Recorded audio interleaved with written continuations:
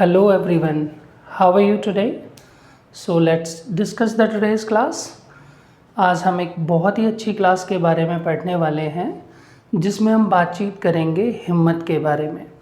अब देखिए हिम्मत क्या होती है। हिम्मत और ताकत दो अलग अलग चीज़ें हैं। ताकत तो ऐसी चीज़ है जो मेहनत करके शरीर में खा पी करके अच्छे तरीके से लाई जा सकती है, लेकिन हिम्मत को पैदा नहीं किया जा सकता। हिम्मत तो ये मान लीजिए जन्मजात है। तो जो लोग हिम्मत वाले होते हैं वो ऐसा नहीं कि कोई एक ही बंदा हो। लोग ऐसे बताते हैं कि इनकी तो पूरी फैमिली लड़ाकुओं की है, इनका तो पूरा फैमिली ही डरपोक है। तो इस तरीके से जब बताते हैं मतलब इट्स अ बॉर्न क्वालिटी। तो हिम्मत जो है वो पैदा नहीं की जा सकती। और आज हम हिम्मत की बात करने वाले हैं जिसे इंग्लिश में रिप्रेजेंट करते हैं डेयर से। इसे हिम्मत को दूसरा बोल सकते हैं साहस। तो साहस और हिम्मत दोनों एक ही चीज़ हैं और इंग्लिश में इन्हें डेयर से हम लोग रिप्रेजेंट करते हैं। देखिए डेयर के साथ में हमेशा हम लोग टू का इस्तेमाल करते हैं अगर कोई क्रिया हम लगा रहे हैं। देखिए मैंने यहाँ पर लिखा डेयर टू। डेयर टू का मतलब मैंने आपको बता दिया कि हिम्मत होता है और साहस होती है श्रीमान। डेयरिंग लिखा है फिर मैंने। डेयरिंग का मतलब होता है ऐसा आदमी जिसके अंदर हिम्मत हो, उसे बंदे को हम लोग बोलते हैं, क्या बोलते हैं? डेयरिंग बोलते हैं। तो डेयरिंग का मतलब हिम्मत वाला आदमी। एंड इसका अगर मैं किसी से पूछूं, मान लो मुझे पूछना है कि क्या आप हिम्मत वाले हो, तो लाइन बनेगी आर यू डेयरिंग। क्या बनेगी? Are you dairying. नेक्स्ट जैसे लिखा हुआ है कावर्ड एंड टिमिड। तो कावर्ड जो होता है या टिमिड जो होता है, ये हालांकि दोनों ही आपस में सिनोनिम हैं, दोनों का एक ही मतलब है। कावर्ड और टिमिड का मतलब होता है डरपोक। जो अपोजिट होता है, एंटोनिम्स होता है किसका? किसका? डेयरिंग पर्सन का। तो जो डेयरिंग होता है उसका अपोजिट क्या होता है? कावर्ड और टिमिड। जिसके अंदर हिम्मत ना हो, जिसके अंदर किसी काम को करने का साहस ना हो, उसे बोलते हैं कावर्ड या टिमिड। तो आप बताइए, मैं आपसे पूछता हूँ कि क्या आप डेयरिंग हैं या फिर कावर्ड हैं? तो कोई भी मना थोड़े ना करता है, हर बंदा कहता है जी मैं हिम्मत वाला हूँ। लेकिन हर किसी को खुद को हिम्मत वाला ही लगता है। कोई भी आदमी अपने आप को हिम्मत वाला ही बोलता है, कोई भी ये नहीं बोलता कि मैं डरपोक हूँ।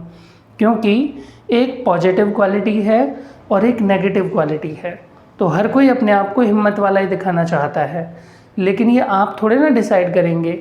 आज तो हम डिसाइड करके बताएंगे कि आप हिम्मत वाले हैं या नहीं हैं।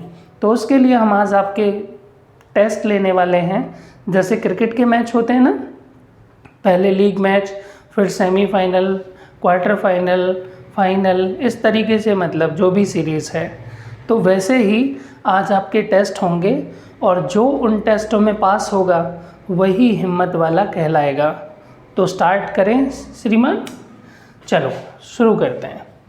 हमने यहाँ पर लिखा do you dare to fight with hooligans.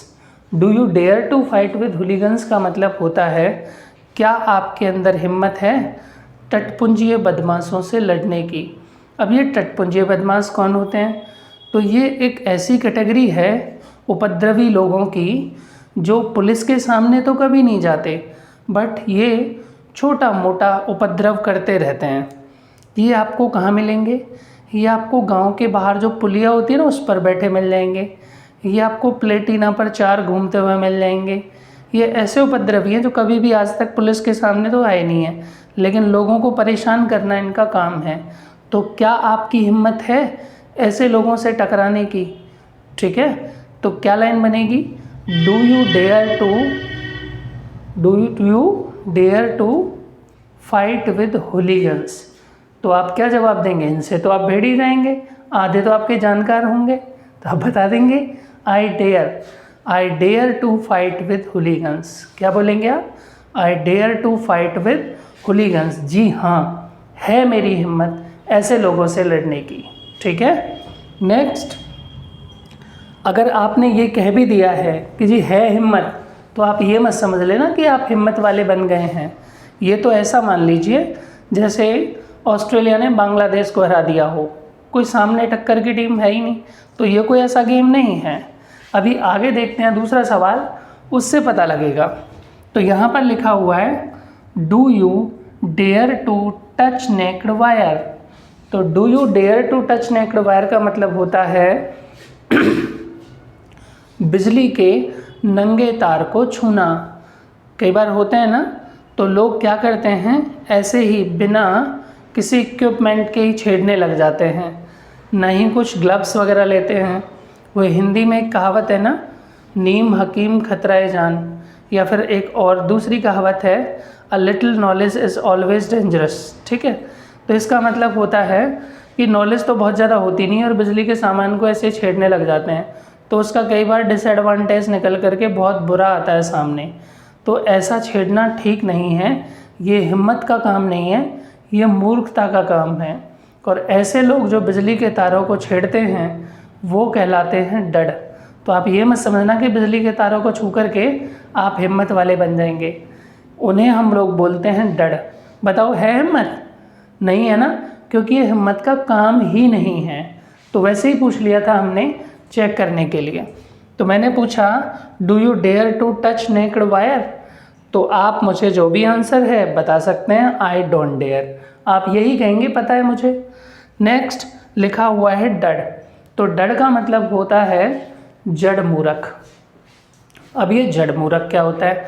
आपने गन्ने का खेत तो देखा है ना, तो गन्ने के खेत में से गन्ने को काटने के बाद आग लगा दी जाती है, तो उसके बाद जो कुछ दिखाई देता है वो कहलाता है डड। जो लोग स्मोक करते हैं ना, तो वो सिगरेट वगैरह का कुछ हिस्सा फेंक देते हैं, वो भी डड ही कहलाता है। ठीक है, और इंसान में से अगर ये ऊपर वाला दिमाग का पुर्जा निकाल दिया जाए तो जो कुछ बचेगा वो क्या बचेगा? डड ही बचेगा। मतलब मूर्खों का सरदार, उसे भी हम लोग डड बोलते हैं। तो ऐसी हिम्मत तो नहीं करना, मूर्खता का काम है ये। नेक्स्ट क्वेश्चन है do you dare to answer back your father. इसका मतलब है क्या आपकी हिम्मत है पिताजी को जवाब देने की? बस वो जवाब कैसा है? उल्टा है, सीधा है, बैक है। तो बैक जवाब देने के लिए है हिम्मत? नहीं है ना, क्योंकि ये भी हिम्मत का काम नहीं है, क्योंकि आंसर बैक करना it's not a good manner. ये कोई अच्छा काम नहीं है कि आप फादर को उल्टा जवाब दें, तो उधर से पलट करके कुछ और आएगा जो बर्दाश्त नहीं होगा। ठीक है, तो ऐसे लोग जो पिताजी को उल्टा जवाब देते हैं वो क्या कहलाते हैं? उनके लिए वर्ड है इल मैनर्ड। इल मैनर्ड का मतलब होता है जिनके संस्कार अच्छे नहीं होते, उन्हें आप बोलते हैं इल मैनर्ड। ठीक है, और इसका अपोजिट है वेल मैनर्ड। तो वेल मैनर्ड का मतलब होता है अच्छे संस्कारों वाले लोग। ठीक है, जिन्हें बहुत अच्छा कल्चर मिला है, बहुत अच्छे संस्कार हैं, बहुत अच्छा उनका बोलने का तरीका है, उन्हें बोलते हैं वेल मैनर्ड। तो क्या आप हैं? Are you well mannered? आप बताएंगे बोल करके आई एम वेल मैनर्ड। क्या बोलेंगे आप? I am well mannered. Next है थर्ड, नेक्स्ट क्वेश्चन है, ये है हिम्मत का काम। Do you dare to raise your voice. Raise का मतलब होता है आवाज़ उठाना, तो do you dare to raise your voice against corruption. भ्रष्टाचार के खिलाफ आवाज़ उठानी है जनाब, उठा सकते हैं। भ्रष्टाचार का मतलब होता है जब आप जाते हैं ना सड़क पर और आप लोगों से कहें कि जी आपका चालान कट गया, तो आप क्या करते हैं? जी 100 रुपये पकड़ो और चालान को करो कैंसिल। ठीक है, तो ये जो करते हैं हम लोग वो क्या है? करप्शन ही है। कई बार हम अपना काम जल्दी कराने के लिए इधर उधर से शॉर्टकट ढूंढ लेते हैं और किसी को इधर उधर से पैसे दे देते हैं, तो वो क्या कहलाता है? वो करप्शन का ही पार्ट है, करप्शन ही कहलाता है। नेक्स्ट है, ये तो हो गया करप्शन के खिलाफ, ये तो उठानी ही चाहिए, हर बंदे को उठानी चाहिए इसके खिलाफ आवाज़। नेक्स्ट लिखा हुआ है इनजस्टिस। इनजस्टिस का मतलब होता है अन्याय। अन्याय तो जानते हैं, जहाँ पर न्याय ना हो उसे अन्याय बोलते हैं। तो है हिम्मत आपकी अन्याय के खिलाफ आवाज़ उठाने की, तो आप बता सकते हैं I dare to raise my voice against injustice. Next है एट्रोसिटी। एट्रोसिटी क्या होता है? एट्रोसिटी का मतलब होता है अत्याचार। कौन सा आचार? अत्याचार। तो अत्याचार क्या होता है? बताइए बताइए। अत्याचार का मतलब होता है जैसे जुल्म ढाना। आपने हिंदी में वर्ड सुना होगा जुल्म ढाना। जैसे कोई पशु है, उसकी लिमिट है एक वेट उठाने की, और उस पर लोग 4 गुना वेट डाल दें तो क्या होगा? एट्रोसिटी होगा। ऐसे ही ह्यूमंस पर भी काम का प्रेशर ज़्यादा डाल सकते हैं, उन्हें सैलरी उतनी नहीं देते और कई बार डाल देते हैं प्रेशर, तो ये भी अत्याचार ही कहलाता है। एक होता है अत्याचार और एक इससे मिलता जुलता होता है, उसे बोलते हैं एक्सप्लॉयटेशन, जिसे हिंदी में बोलते हैं शोषण। नेक्स्ट है चाइल्ड लेबर। चाइल्ड लेबर का मतलब होता है बाल श्रम। आपने छोटे छोटे बच्चों को देखा होगा ढाबे वगैरह पर काम करते हुए, चाय की शॉप पर काम करते हुए, तो वो सब क्या करते हैं छोटे बच्चे? वो चाइल्ड लेबर की कैटेगरी में ही आते हैं, जो इलीगल है आज के टाइम पर। अगर 18 से कम एज में किसी ने देख लिया ना गवर्नमेंट के बंदे ने, तो लेने के देने पड़ सकते हैं। इस चीज़ के खिलाफ भी हमें आवाज़ उठानी चाहिए। नेक्स्ट लिखा हुआ है वेल कस्टम। तो वेल कस्टम का मतलब होता है पर्दा प्रथा। अब ये पर्दा प्रथा क्या होती है? तो आपने देखा होगा गांव में, शहरों में भी कुछ जगहों पर अपने से बड़ों से लेडीज़ जो पर्दा करती हैं उसे हम लोग वेल कस्टम बोलते हैं इंग्लिश में। तो उसके खिलाफ आवाज़ उठाने की है हिम्मत? ये डिपेंड करता है अकॉर्डिंग टू सिचुएशन। मुझे नहीं लगता कि इसकी हिम्मत है किसी में, क्योंकि पता भी नहीं लगेगा कौन पीट करके चला गया घूंघट करके नीचे की तरफ। ठीक है, तो इसे क्या बोलते हैं आप? वेल कस्टम बोलते हैं। नेक्स्ट है सोशल इविल्स। सोशल इविल्स का मतलब होता है सामाजिक बुराइयाँ। तो सामाजिक बुराइयाँ क्या हैं? बहुत सारी सामाजिक बुराइयाँ थीं और बहुत सारी हैं। जैसे सती प्रथा थी, वो ख़त्म हो गई है। एक बाल विवाह थी, ठीक है, वो थी चाइल्ड मैरिज, वो भी अब ख़त्म कर दिया गवर्नमेंट ने। एक थी गर्ल्स का 18 ईयर्स की एज में, मतलब 12th भी पास नहीं होती थी और मैरिज के लिए घर वाले रेडी थे। अब गवर्नमेंट ने उसको भी 21 ईयर्स कर दिया है। तो ये भी एक सोशल इविल थी जो अब ख़त्म हो गई है। नेक्स्ट, ये तो था यहाँ पर नॉर्मल राउंड्स। हम आपसे छोटी छोटी चीज़ें पूछ रहे थे कि क्या आपकी हिम्मत है, लेकिन इसके बाद श्रीमान खतरनाक होने वाला है सीन।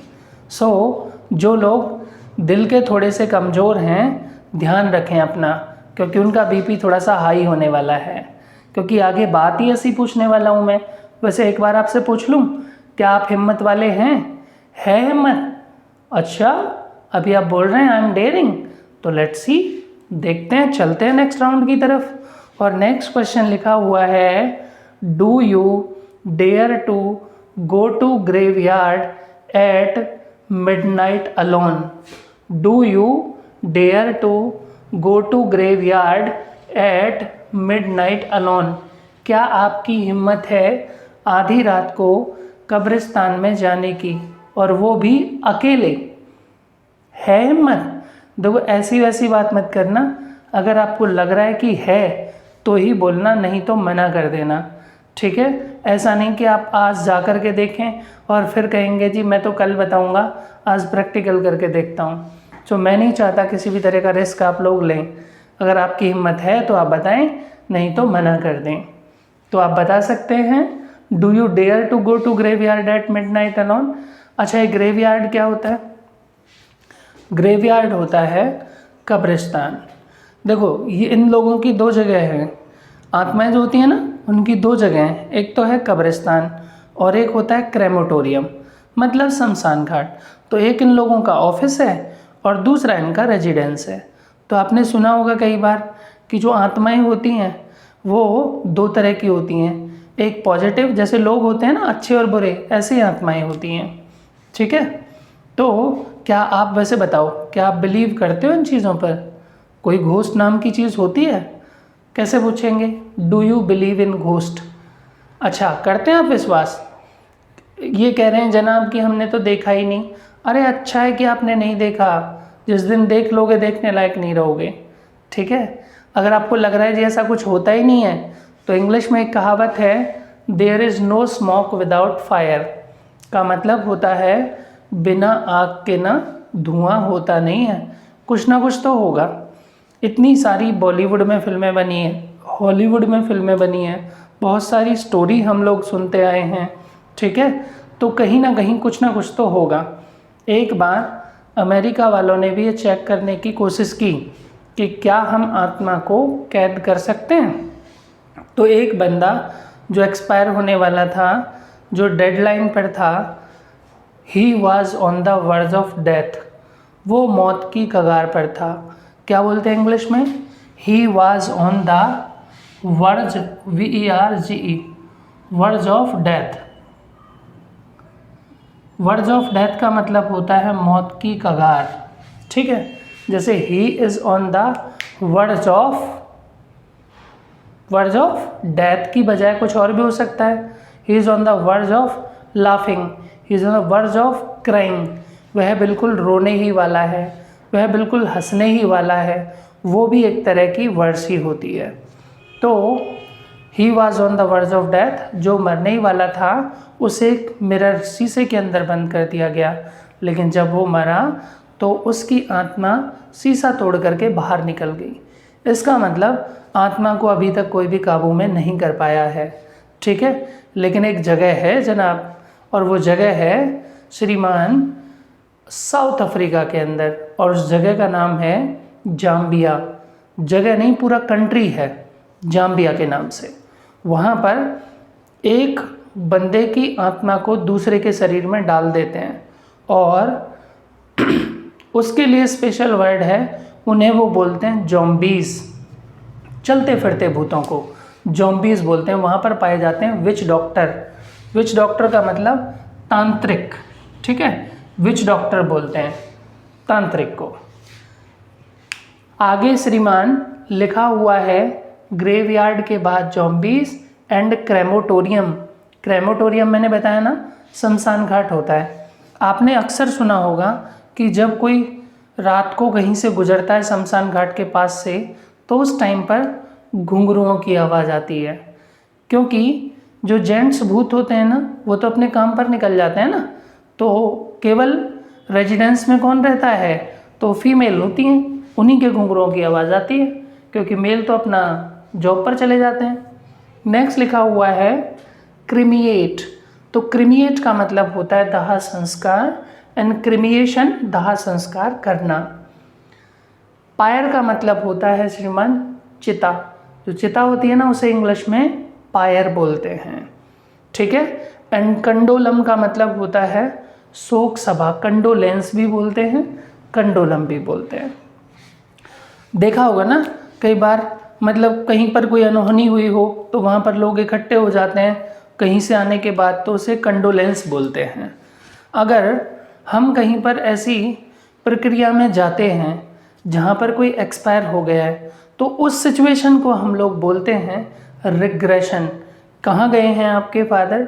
रिग्रेट करने के लिए गए हैं, इस तरीके से बताते हैं, क्योंकि वो बंदा तो जा चुका है, तो अब बंदे और बाकी जो वहाँ पर बैठे हुए हैं क्या कर रहे हैं? पश्चाताप, तो उसे रिग्रेट बोलते हैं। नेक्स्ट, एक हम लोग डेयर यू से दिस। ठीक है, डेयर यू से दिस, हम डायरेक्ट डेयर से भी क्वेश्चन पूछ सकते हैं। जैसे नीड से पूछ लेते हैं ना, नीड यू टू, या फिर नीड यू टू कम। ठीक है, need you to come, need you to do it, इस तरीके से। ऐसे डेयर से क्वेश्चन बनेगा, dare you say this, dare you be there, इस तरीके से भी आप लोग बना सकते हैं। आगे ये तो था डेयर का नॉर्मल यूज़ जो आपने देखा।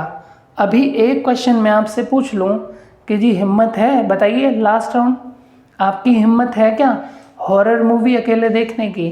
तो लाइन बनेगी, do you dare to watch horror movie at midnight alone?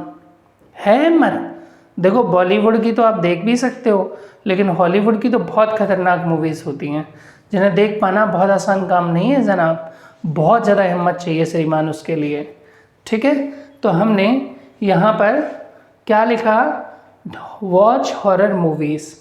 हिम्मत है तो आप बता देंगे, नहीं तो मना कर देना, क्योंकि हम तो कोई और चीज़ पढ़ा लेंगे। यहाँ पर लिखा हुआ है डेयर का यूज़ स्कॉल्डिंग के लिए, तो डेयर का यूज़ स्कॉल्डिंग के लिए, डांटने के लिए भी होता है। और डांटना क्यों पड़ेगा? तो जी ऐसा कोई काम होगा जहाँ पर डांटने की ज़रूरत है।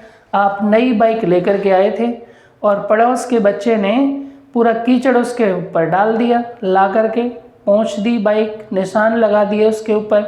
तो कई बार आप गुस्से में बोलते नहीं हैं कि तुम्हारी हिम्मत कैसे हुई गंदे हाथों से मेरी बाइक छूने की, या फिर मेरी नई बाइक छूने की। How dare you to touch my bike, क्या बोलते हैं? How dare you to touch my new bike. और तुम्हारी हिम्मत कैसे हुई मेरी नई कार को छूने की? How dare you to touch my new car. इस तरीके से बोलते हैं, तो ये स्कॉल्डिंग के लिए यूज़ होता है। नेक्स्ट, यहाँ पर उसी से रिलेटेड एग्जाम्पल लिखे हुए हैं। How dare you to call me liar. How dare you to call me liar का मतलब होता है आपकी हिम्मत कैसे हुई मुझे झूठा कहने की। ठीक है, how dare you to call me corrupt. आपकी हिम्मत कैसे हुई मुझे भ्रष्ट बोलने की। ठीक है, कई बार बोल देते हैं लोग, अपनी गिरेबान में झांको, मेरे ऊपर नाम लगाने से पहले, मेरे ऊपर उंगली उठाने से पहले। ठीक है, लुक एट योर सेल्फ। ठीक है, नेक्स्ट लिखा हुआ है डेयर फॉर चैलेंज। और डेयर फॉर चैलेंज का मतलब होता है कि हम लोग डेयर का इस्तेमाल चैलेंज करने के लिए भी करते हैं। चैलेंज किस तरीके का? जहाँ पर चैलेंज वर्ड यूज़ होता था वहाँ पर आज के टाइम पर डेयर वर्ड यूज़ करते हैं। जैसे आई डेयर यू, मैं आपको चैलेंज करता हूँ। ही डेयर्ड मी, उसने मुझे चैलेंज किया था। डोंट डेयर मी, मुझे चैलेंज मत करना। ठीक है, don't dare me, don't dare him, उसे चैलेंज मत करना। He dared me to fight with Khali, बताओ उसने मुझे चैलेंज कर दिया खली से लड़ने का। बताओ है कोई बात खली से और मेरी लड़ाई? कोई टक्कर का है वो मेरी का? बिल्कुल नहीं है। ठीक है, तो this is all about dare के बारे में है। इसी तरह की नेक्स्ट वीडियोस के लिए बने रहिए हमारे साथ। See you in the next class. Good bye.